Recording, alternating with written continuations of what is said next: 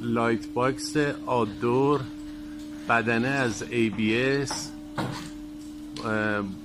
این تابلو گردونه که میتونه به صورت ثابت هم ساخته بشه.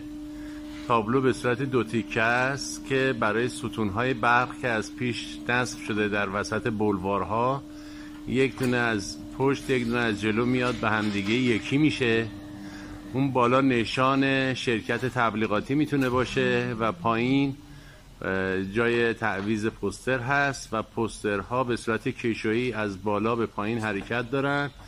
قابلیت نصب چاپ ایندور و آدور، یعنی هم میتونید فلکسی فیس روش نصب کنید، هم میتونید چاپ بکلایت روش نصب کنید.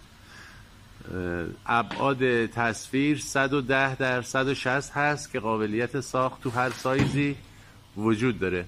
موتور کلاج داره، به این معنا که اگر فشار باد به موتور فشار بیاره به چرخنده ها هیچ آسیبی نمیرسه.